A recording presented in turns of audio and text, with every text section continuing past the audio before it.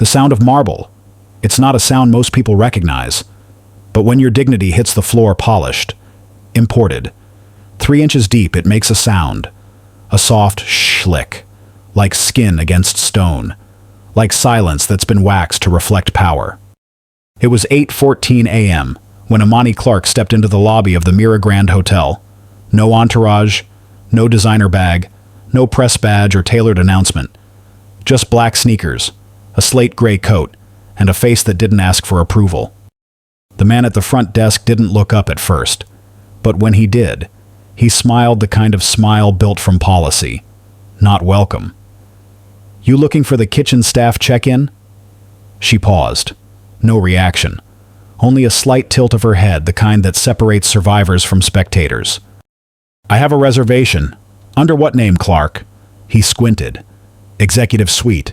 She nodded. "That's unlikely," he replied. And in that moment, without touching her, without yelling, he dragged the weight of her blackness into the spotlight. He pressed the panic button under the desk. He called for security, and without knowing it, he just signed his own exit letter.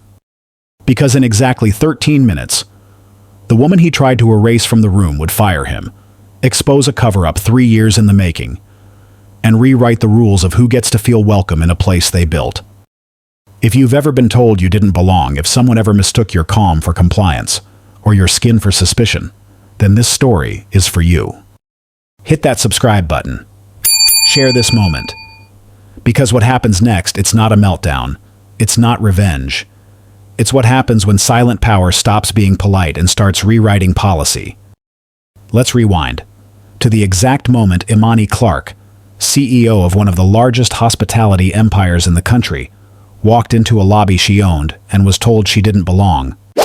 The marble floor was cold beneath her soles like a silent warning. Imani Clarke stepped through the revolving glass door without looking back. She didn't need to.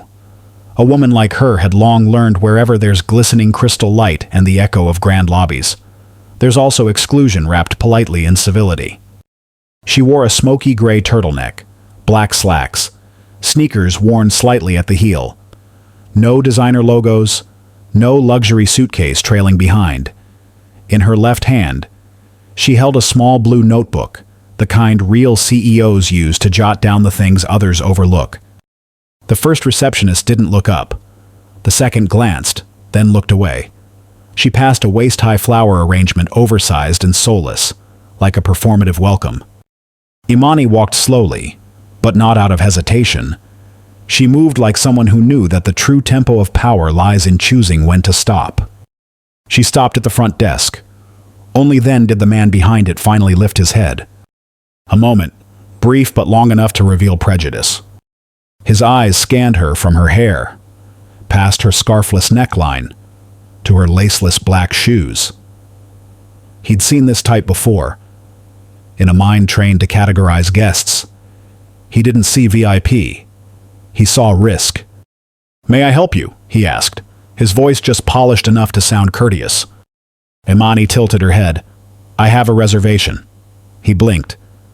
"Executive suite." She placed 2 items on the counter, a black, logoless card and a California driver's license. Name Imani Clarke. No one welcomed her. No one asked if she needed anything else. No welcome back or "we're honored to have you." Only silence, and a gaze half curious, half preparing to deny. Imani didn't say another word, because in a lobby full of glass and stone, silence echoes louder than any bell. The man's name tag read Brian Halpern. Crisp blazer, silver tie, hair gelled a little too perfectly. The kind of man who'd never utter a slur but had mastered the art of gatekeeping through doubt. Halpern stared at the black card like it was challenging him. A black woman. A premium card. The math didn't compute in his head. He didn't pick it up, just nudged it with one finger, as if touching it might involve him in a scam. "Ms. Clarke," he said, lips curling faintly. "Executive suites are limited, rarely available. Are you certain you booked the right hotel?" The question dropped like a pebble into a still lake, small, but loud. A young employee behind him, Min Jae. His name tag said froze mid-keystroke. He glanced at the black woman in front of him with an unhidden flicker of unease. Imani didn't respond immediately. She just looked at Halpern, not angry, not baiting, just observing like one watches a crack on a wall too familiar to be interesting. "I'm sure," she said. 3 words. Solid. Not a breath wasted. Halpern nodded, still not done with his test. "We've had cases," he began, "of guests using borrowed cards or fake names to book high-tier rooms, especially lately." Min-jae looked down. He tapped gently at the keyboard, though no one had asked him to do anything. Imani didn't react. She simply placed one more slip of paper on the counter, a printed confirmation code. Neatly aligned. Valid. Precise. Halpern glanced. A pause. Then he said, "You understand. For security reasons, we reserve the right to verify further if something appears off." Something appears off. Not a policy, not evidence, just a feeling. Imani raised one eyebrow, and in that moment, her eyes were no longer those of a guest, but of someone auditing the system. No one in the lobby spoke up, but the air began to crackle with awkward stillness. A couple dragging suitcases slowed near the window. A man on a sofa set his magazine down, tilting his head to listen. A server stepped out of the bar, then turned back inside. Trayless. No clear reason why.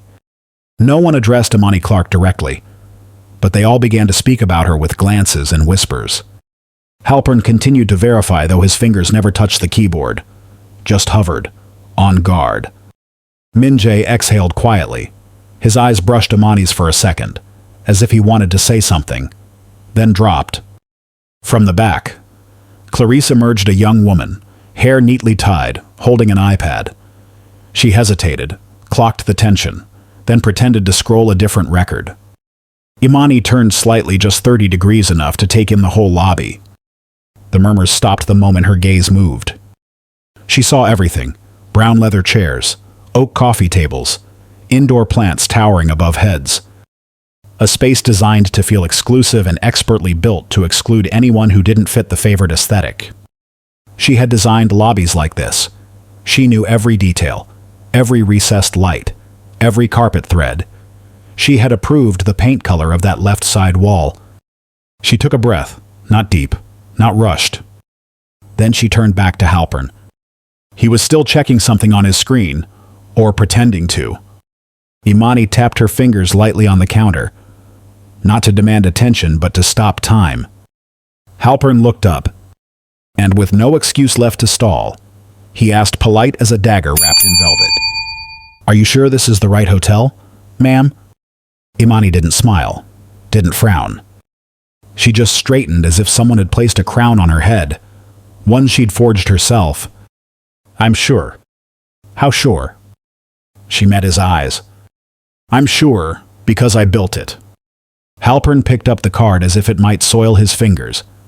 He didn't ask further questions, didn't cross-check the reservation code, didn't call a supervisor to verify. He simply took it with 2 fingers and slipped it into the drawer beneath the counter, offering no explanation. Imani watched the motion without a single shift in her expression.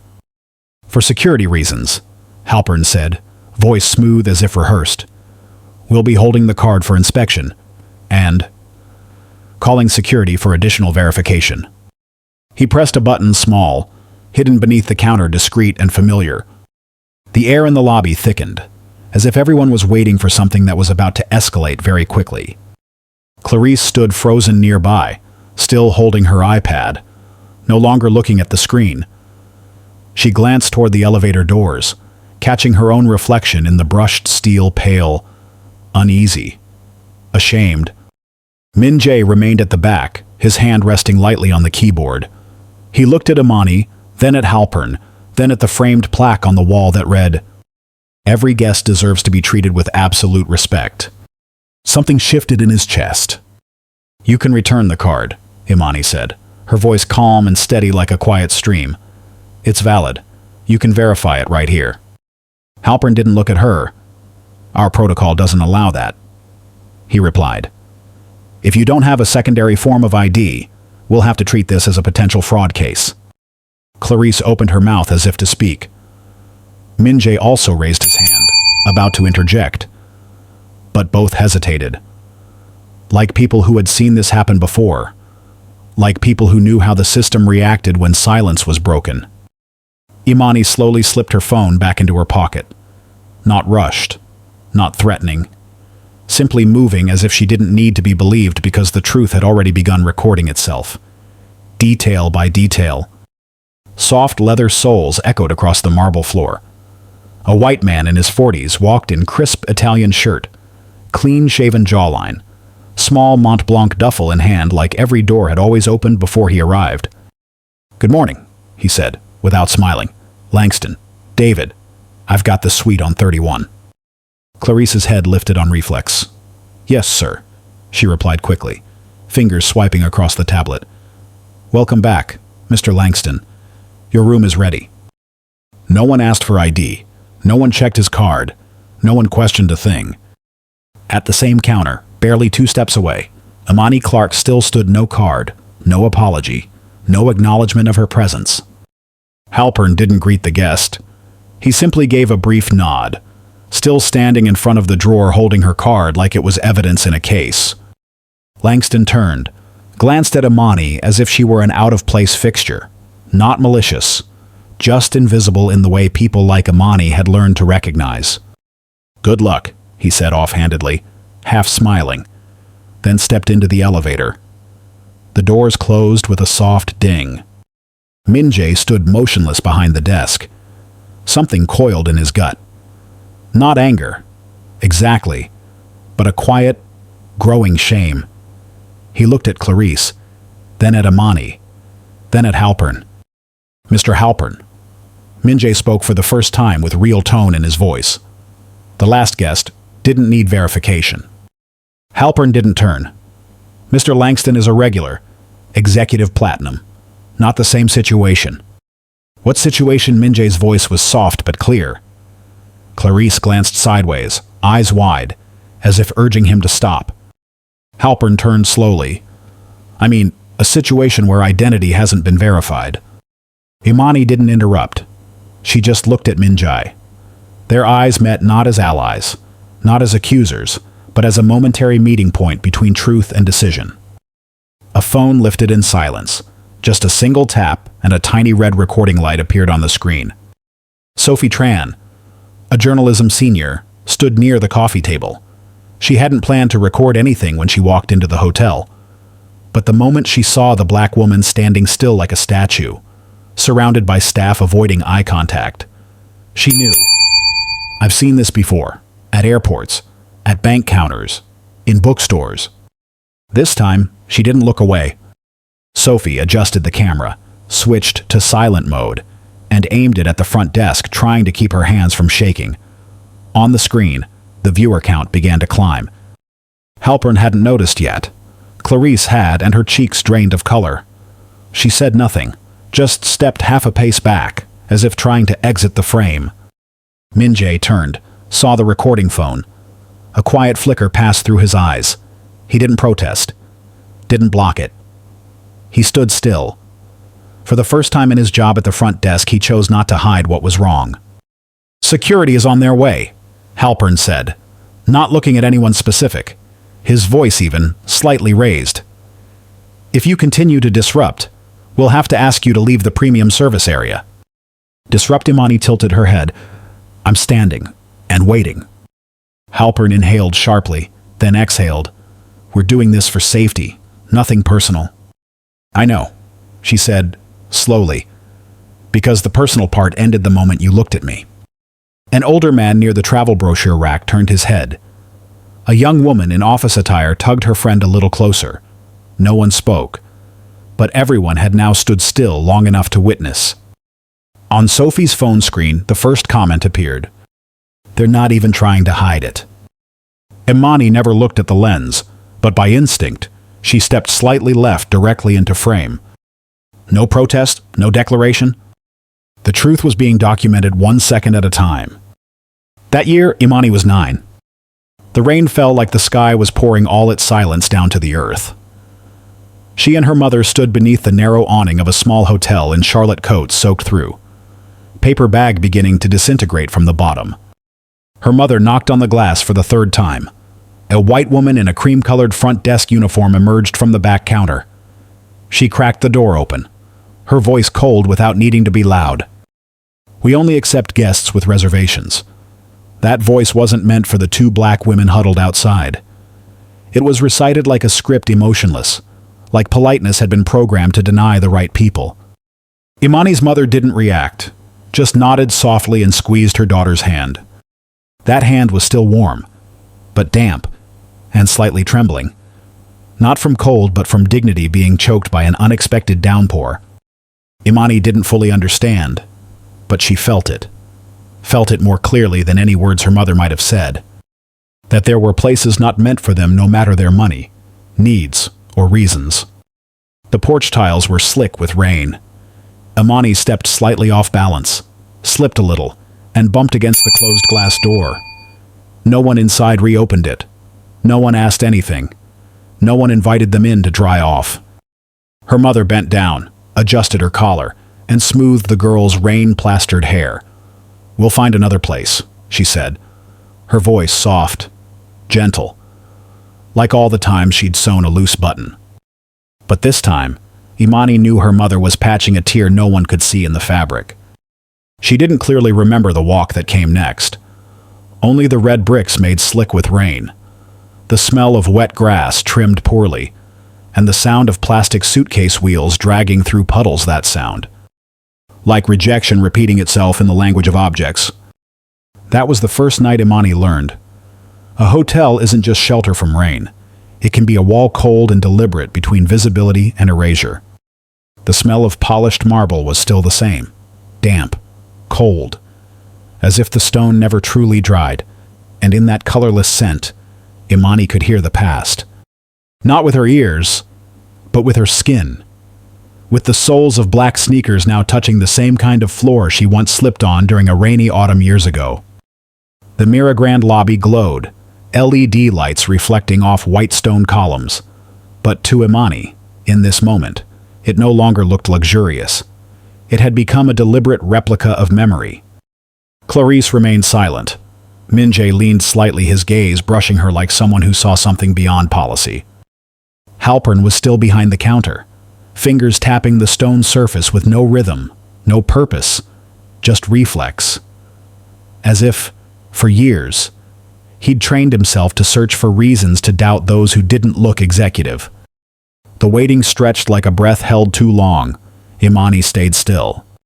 She didn't sigh, didn't check her watch, just stood as before while inside. Layers of memory began stacking like floor tiles turned over by bare hands. The little girl once turned away from a hotel lobby now stood at the center of one perhaps 10 times more expensive. But the looks, the scrutiny, the suspicion still spoke the same language. A security guard stepped out of the elevator. She didn't look at him. She turned to the right, instinctively.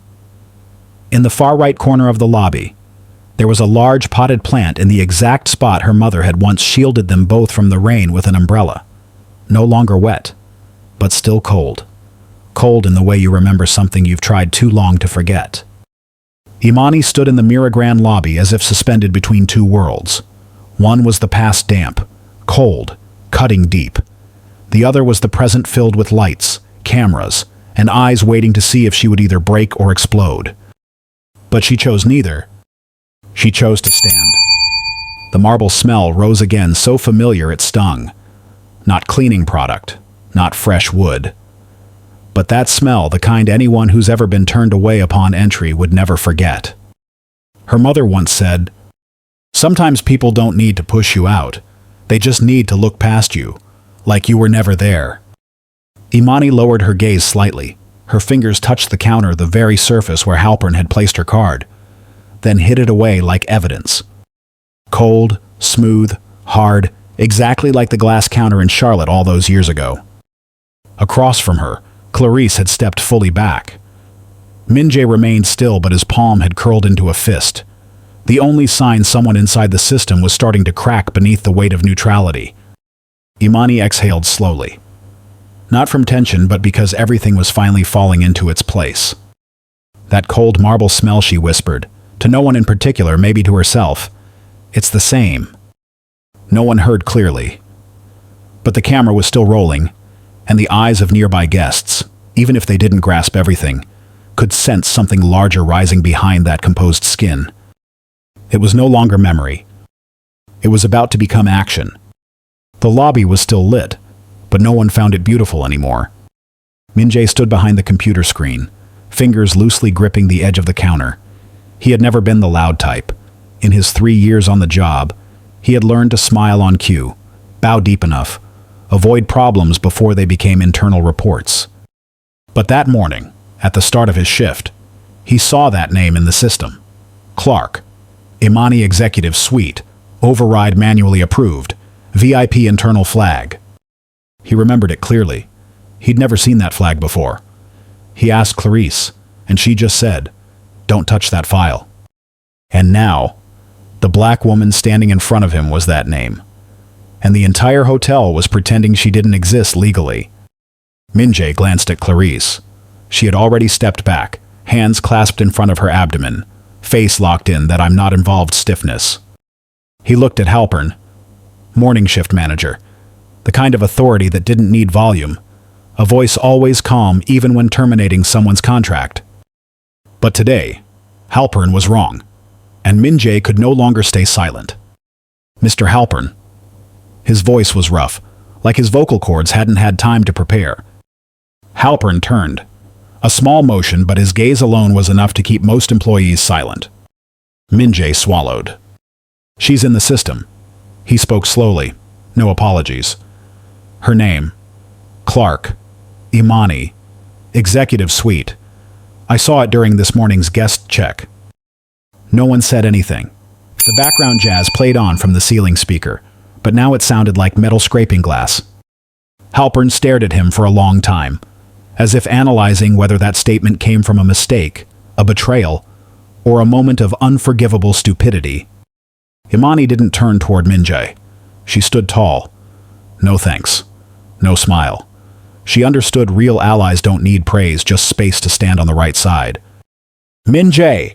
Halpern said his name with a voice not loud, but sharp as a needle. The entire lobby stopped breathing. "You sure you want to go on record about this?" He emphasized every word, like testing the strength of loyalty drilled through time cards. Min-jae didn't respond right away. He knew this kind of question. It didn't need an answer, it was the warning. "She's on the list," he repeated, now looking Halpern directly in the eyes. "I saw it at shift start. Internal flag. Override code. Everything is valid." Clarice swallowed dryly. She glanced toward the main doors, where a few guests had stopped to watch. A silver-haired woman, maybe in her 60s, with a wine-colored shawl, stared directly at the reception desk. Halpern curled his lips. "So now you're just disclosing guest data to the whole lobby?" "No," Min-jae said. "I'm confirming what you're trying to hide." A chill ran down Clarice's back. She stepped back again, as if the truth just spoken could travel through air and burn the skin. Halpern placed both hands on the counter, fingers interlaced. The gesture looked like prayer, but his voice sounded like sentencing. "You're digging a hole for yourself. Min-jae, careful. Miragrand doesn't tolerate employees disrupting service in front of guests." Imani turned her head slightly, not toward Halpern, not toward Min-jae, but toward the glass doors, where everyone's reflections, including hers, shimmered inside a white frame like a lighting check backdrop. Her silence wasn't out of fear, not to concede space. It was to lead the truth into the ears of people who had never thought it deserved to be said out loud. Halpern inhaled. "Return to your station, and say nothing more, or submit your resignation." Min-jae didn't flinch, didn't retract, didn't apologize. He simply stood straight, still, fully aware. She stepped forward slowly. No one had noticed her earlier. A black woman in her 60s, deep brown velvet coat, hand-embroidered scarf, left hand holding a hardcover book, not a phone. She didn't need to introduce herself. Clarice recognized her immediately. Her exhale was so soft it seemed even her lungs didn't dare disturb the moment. Helena Duvernay, writer, activist, once nominated for a national award for her memoir, A Quiet Rebellion. She was here for a private symposium at Mira Grande. No press, no media. But now, she couldn't stay silent. She stopped behind Imani, then stepped up beside her. No permission asked, no invitation needed. Halpern took half a step back. He knew her name. Everyone in this business did. You don't know who she is, do you? Her voice wasn't loud, but it rang through the lobby like a wind chime struck at exactly the right moment. Halpern opened his mouth, then closed it again. There were no words left that could contain the situation, not now. Not when someone outside the system had entered without a script. Duvernay didn't turn toward Imani. She just said one line. Some people don't need a badge to carry authority. The entire lobby held its breath. Imani tilted her head. For the first time that morning, she looked at Halpern truly looked. Not with anger, but with the eyes of someone who had chosen silence not from fear, but from knowing that, at the right moment, silence was the most powerful language. And then she spoke. Not loud, not forceful, but every word poured into the marble floor like engraving echoing across a space where every mic was already live. I don't have to raise my voice for you to hear me. A pause. No one moved. No one touched anything. Only the soft ding of the elevator echoed across the room like the quiet approval of a system preparing to collapse from within. Halpern stepped back half a pace, then suddenly moved forward. His face was tense, jaw clenched, eyes stripped of the usual neutrality. And for a brief moment, just a flicker, everyone could see it. The man had lost control of the narrative. Do you think you know what you're doing here? His voice wasn't loud, but sharp like wire pulled too tight. Standing in the middle of the lobby. No valid room on file. Filming. Disrupting operations. And now dragging other guests into this. No one answered, and that silence was the clearest rejection of his authority. Clarice looked away. Min-jae stayed still, one hand resting lightly at his side as if prepared to either step forward or back, depending on what Halpern would say next. Halpern took a shallow breath, then dropped a line. We've had trouble with people like you before. It echoed. No one misunderstood. No way to cloak it as procedural doubt or security verification anymore. A young woman nearby squeezed her boyfriend's hand. Sophie, the one live streaming, held her breath, then slowly rotated her phone toward Halpern. Comments flooded in. Repeated words. People like you. Say that again. Halpern knew he had slipped. But he didn't back off. He braced like a man trying to defend a power no one acknowledged anymore. Imani didn't react.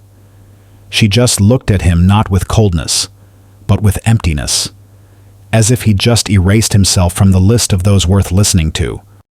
She stepped half a pace toward the counter. Didn't touch anything. She didn't have to. That one sentence had already touched everything and left a scratch no policy could buff out. The soft ding of the elevator broke through the thickened air of the lobby.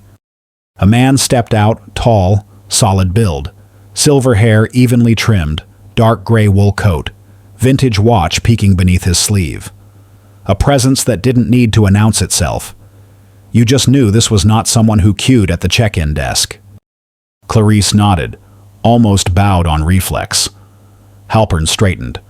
Min-jae glanced at the time right within the window for the internal stakeholder meeting he'd heard mentioned in yesterday's shift notes. The man didn't speak at first. He scanned. He looked at Sophie still live streaming. Looked at Min-jae, whose face had gone stiff like someone gambling with his entire career. Then at Halpern, his face still flushed from the last exchange. And finally he looked at Imani Clarke. Not shocked. Not annoyed. Just recognizing something off. Something that didn't match between how people were reacting and the way this woman stood so quietly. He walked slowly toward the lobby, leather shoes clicking softly on marble. He stopped at a comfortable distance, hands in coat pockets. "Excuse me," he said, voice light as a breeze, but no one ignored it. "Is anyone going to explain what's happening here?" Halpern scrambled to recover. Just a small misunderstanding, sir. We're currently managing a guest issue invalid reservation.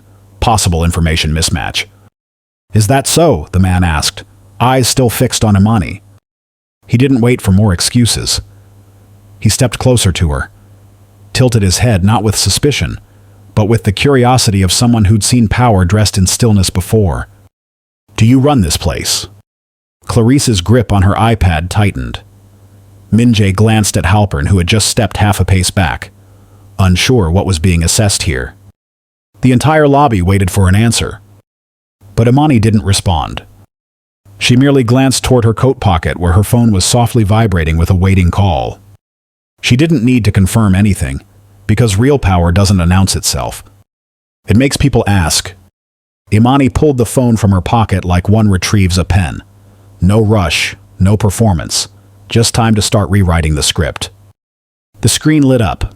An unanswered call from Nina, her executive assistant at corporate HQ. The name was clear, no codes, no ambiguity. Imani swiped to answer, held the phone near her lips, and without looking at anyone, she simply said, "Nina, start the audit." 6 words, no threat in tone yet. The sentence landed like a whispered indictment. On the other end, Nina responded instantly, voice even, like someone who'd been waiting. Audit protocol initiated. Timestamp confirmed. Pulling full access logs from 6:45 a.m. onward, escalating to legal and compliance. Halpern jolted slightly, not because he understood all the terms, but because none of them belonged to a customer. They were far beyond any guest scope. The shareholder raised an eyebrow. Clarice turned her face. Minjae stood frozen, but inside that stillness, something was beginning to crack.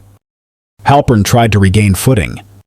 May I ask who exactly you are within the Miragrand system? Imani didn't reply.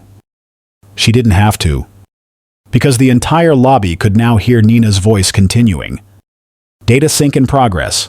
All flagged entries will be compiled and transmitted to regional HQ within the hour. Do you want visibility extended to board access? A group of guests near the coffee bar started whispering. Sophie turned the camera fully toward Halpern, whose eyes had shifted from certainty to searching for cover. And Imani, she stood exactly as before, her eyes neither cold nor triumphant, just steady like stone, the kind of stillness that places a full stop without raising the pitch. A soft confirmation click on the other end of the line, and in less than a second, 3 red flags appeared at once.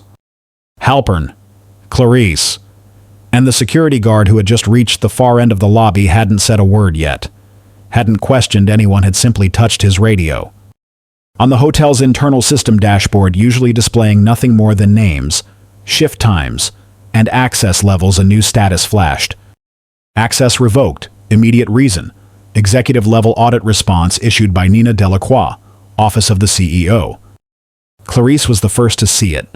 Her hand trembled as her iPad gave a soft beep, then shut off, as if the device itself had chosen to take sides. Halpern glanced at the terminal screen at the front desk. He tapped his staff badge, but the scanner light turned red. A flat, dry beep. The door behind the counter leading to staff-only areas did not open. He tried again. Beep. Still red. Minjae didn't need to look. He knew that sound. In the system. When an employee is access disabled, every device rejects them like they never existed. Halpern turned to Clarice. Did you get the same thing? She didn't answer, just held up her iPad. Black screen. No signal. Imani still hadn't spoken. She didn't need to. Her eyes were still like a lake after the wind has stopped, and because of that stillness, every movement became blindingly visible. At the far end of the lobby, the security guard. His name tag read.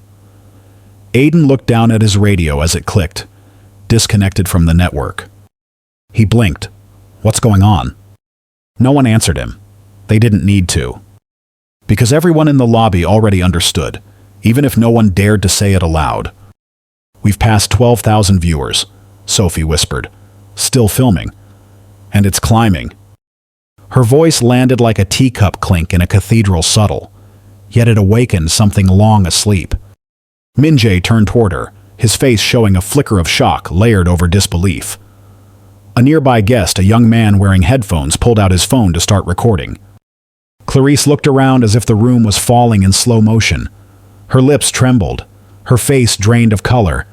Her iPad was fully off now, but her fingers kept tapping the smooth black screen, as if searching for an emergency exit.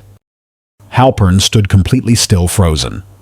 The gray suit that once symbolized control now looked like a relic from an outdated script. "You can't do this." His voice cracked his first word since the badge turned red.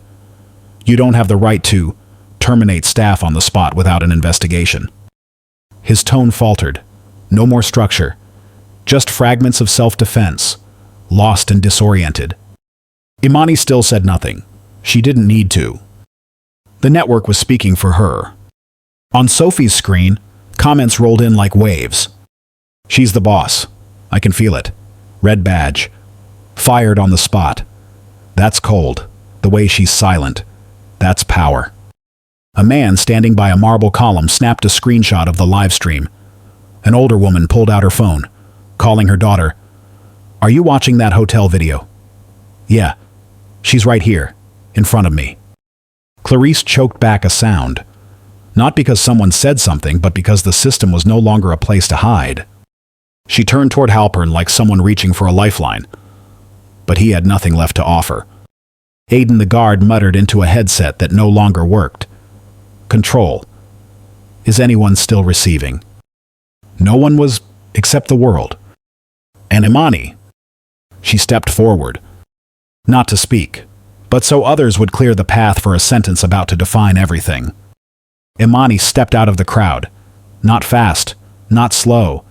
Each step measured by years of endurance and layers of invisible glass she had shattered. She didn't ask permission, didn't wait for approval.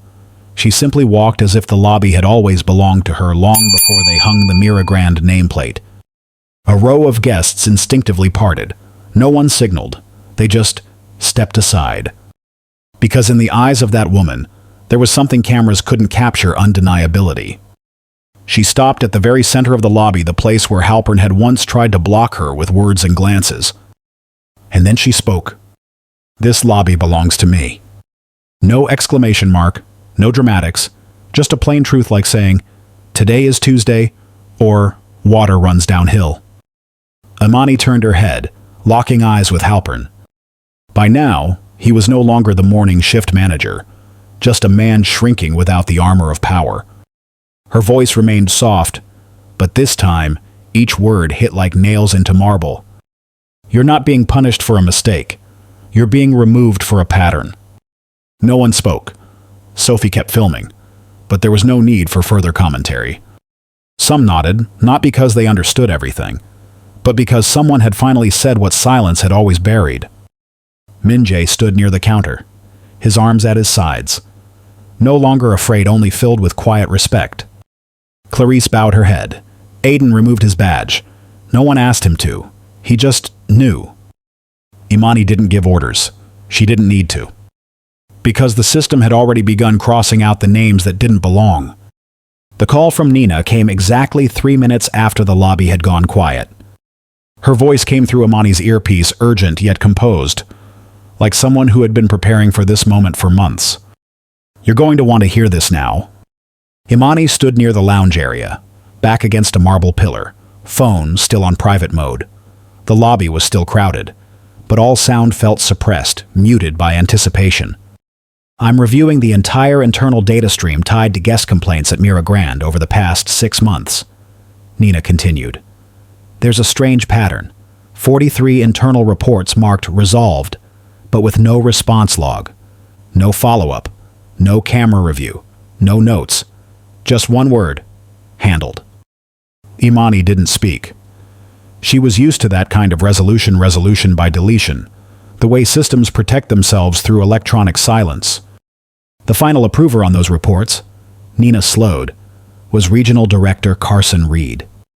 The name landed like a key turning in a locked vault. "Reed," Imani echoed, her voice still even. He used to oversee the entire West Coast region. "And worked directly with Halpern." Nina confirmed. Reed's digital signature shows up in over 90% of approvals tied to complaints about inappropriate front desk conduct. Every suppressed case shares a common trait: the victims were guests of color, mostly alone, and typically outside the VIP member tiers. Imani closed her eyes for 1 second, not out of surprise, but because the last puzzle piece had just clicked. "Forward everything to me. Flag it urgent," she said. "I want to know how many guests we failed to apologize to because we never admitted they were wronged." Nina paused for a beat. "I've started revoking Reed's regional access, but you should know the system logged a 4 a.m. login from an unfamiliar IP address. He might be scrubbing traces." Imani opened her eyes. Her voice remained soft, but now carried the weight of steel wrapped in silk. "Then don't leave him anything he can erase." She began walking slowly toward the front desk, now unmanned. Halpern was gone. Clarice nowhere in sight. Only Minjae remained still, standing near the still-lit screen, as if waiting for an unspoken instruction. She stopped a few steps from him. "Minjae?" He looked up, meeting her gaze for the first time without a filter of fear or doubt. I'm not sure if I'm still part of the shift today," he said, voice a bit hoarse. "I've never gone against a superior before. I couldn't stand watching them treat you like that."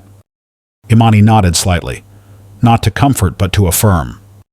"I saw you, and I remember." She pulled out her phone and tapped the internal comms app. Nina answered instantly. "Initiate an expanded audit," Imani said clearly. "Not just Miragrand. The entire West Coast chain. Focus on front desk behavior and internal complaint logs for the past 3 years. Any entry touched by Reed or Halpern, recover it. I want all logs backed up before anyone can tamper with them." "Understood," Nina replied. "I'll assemble an independent task force immediately." "Keep Minjae Kim at Miragrand," Imani added. "He'll assist with internal validation, system verification, and employee communications cross-check." Minjae's eyes lifted. I get to stay." "Not just stay," she said. "You've earned trust." In the cold glow of the system screen, his eyes welled up, but he didn't look away. For the first time in his working life, he didn't have to bow for silence. He could stand tall for speaking truth. "I won't let you down." Imani didn't respond. She didn't need promises. She only needed someone to stand when it counted like he had. A ping came from Nina, just as Imani was preparing to leave the lobby. "You need to see this now," the message flashed, attached to a file. "FWDHR warning. Internal policy note. Confidential." Imani paused, opened it. No one else saw the content, but her face changed. Subtly. The kind of change only found in those who've learned to catalog disappointment in memory. Anonymous email. The sender masked. But the subject line indicated it had once been part of the internal HR system. Flagged, resolved internally. Meaning wiped with no external trace. The first line read, "I'm sending this because I can't stay silent any longer. I used to work in the regional training department under Mr. Reed." The next line, "We were instructed to refine front desk communication to align with the visual branding model." No document mentioned race, but internal language used phrases like guests who reflect the market identity. The others, "We were told to double-check carefully." Everyone knew what it meant. Imani read every word slowly. No furrowed brow, no sharp inhale. Just stillness, as if letting the words strip bare what she had long suspected. At the end of the email, a short closing paragraph. "I'm no longer in the system, but I know this Halpern was just the visible part. The hidden part was the fortress Reed built to keep people like you out, even if they were customers or founders." Imani folded her phone shut, didn't speak immediately. Then she turned, scanning the Miragrand lobby once more. The architecture was the same, the furnishings still polished, the faces now rearranged by the events of the day. And she said, "Rot doesn't start at the front desk, it starts in the walls." No one disagreed, because by now, they all understood she wasn't just talking about the hotel. 3 months later, the Seattle wind still carried a chill that slipped into every fold of a coat, but Miragrand was different. The marble floors were still polished each morning. The chandeliers still shimmered like bands of light suspended from the high ceilings. But anyone who had ever stepped inside before would notice something had changed. The air was different. Gone was the invisible tension between guests and staff. Gone were the probing glances where suspicion hid behind polite smiles. Now, the air carried something else, a warmth that power often forgets how to preserve. Min-jae walked through the lobby at 7:08 a.m. The name tag on his chest was new. Simple. Min-jae Kim, General Manager. Navy blazer, white shirt, gray tie, nothing flashy. But the way he moved had changed. No longer braced to prove himself, no longer shrinking to avoid a superior's gaze. He simply walked, like someone who knew he belonged. He nodded to each employee as he passed. A brown-skinned woman with curly hair newly hired at the check-in desk. A trans man at the coffee bar arranging order slips with a young Arab woman from housekeeping. Each from different backgrounds, but all addressed by the correct name, the correct title, no assumptions added. A black guest in a hoodie walked past the front desk. Instead of a silent glance or a discreet button press, the receptionist greeted him first. "Good morning, sir. Need any help with your luggage?" The voice was soft, the gaze genuine. Min-jae paused at the reception desk. Not to inspect, but to take a deep breath of the air that, 3 months ago, still smelled of quiet resistance. He set his notebook on the counter, opening to the first page, where a line was written in black ink by the one who had shifted the entire course of his life. "You stood tall when everyone else looked down. Now teach others to do the same." Signed, I see. The plaque went up at 9:00 a.m., exactly at shift change. Not a large sign, no flashing LEDs, just a clean brass plate, thin-framed, mounted on the marble wall near the reception desk where once a rotating screen advertised hotel promotions. Now, it bore only one line, etched in a calm, unblinking font. "This space belongs to every guest, no exceptions." No logos, no names, no need for a Mira Grand corporate commitment tagline. Just the truth mounted at eye level, where no one could pretend not to see. A Latino guest looked up to read it. An African man in a suit paused, smiled softly. An elderly native woman stopped in her tracks, then took a picture with her phone. Min-jae stood a few feet away, watching silently. No speech, no welcome announcement. Because he knew this didn't need a ribbon cutting. It only needed to exist long enough to do its job. In the small training room behind the front desk, new employee orientation was underway. A checklist was pinned to the wall. Listen before speaking. Don't judge by appearance. Ask the right questions at the right time. Each guest is a chance to relearn what welcome means. One of the new receptionists, her name was Zoe, raised her hand. "What if a guest is hostile or doesn't trust us?" The trainer, an older Filipino woman who had transferred from another branch, smiled. "Then you be even gentler, because maybe it's the first time they haven't been doubted walking into a place like this." Zoe nodded, didn't take notes, just turned to look through the glass at the plaque outside. The words reflected in her eyes still learning how to see the world differently. The portrait went up on a quiet afternoon. No cameras, no press, no announcements. Oak frame, black mat trim, hung in the space between the main lobby and the corridor to the conference rooms. Exactly where 3 months earlier, Imani Clarke had once stood, waiting, while no one said her name. Now, no name was needed. She had stayed, permanently. The photograph didn't show her in a gown, or backed by corporate logos. Just her in a smoky gray sweater, standing at a window, looking out at the city, holding a small notebook. No smile, no posing, just real. A small plaque beneath the portrait read, "Imani Clarke, Architect of Accountability." She stood, so others could walk in with dignity. Min-jae stood before the image, didn't touch it, just tilted his head slightly like greeting someone who needed no bow in return. A group of guests walked past. One of them, a young black woman with cornrows, paused, staring at the portrait for a long moment. She turned to her friend and whispered, That's her. The one they kicked out of this very hotel. Her friend nodded. They stood quietly for a while. Then the woman pulled out her phone and took a photo. Not to post, to keep. At the far end of the lobby, an Asian boy tugged his mother's sleeve and whispered, "Mom, is she famous?" The mother looked at the portrait, then at her son. "No, sweetheart, she's not famous. She's right." Imani wasn't there when the portrait went up. She was in Chicago, preparing to launch a platform for hospitality workers to report internal misconduct without fear of retaliation. But when Nina sent her a photo of the installation, accompanied by a single line beneath it, Imani knew she needed nothing more. The line read, "Hospitality begins with assumption, the assumption that every person belongs." She read it, then gently closed her phone and kept walking.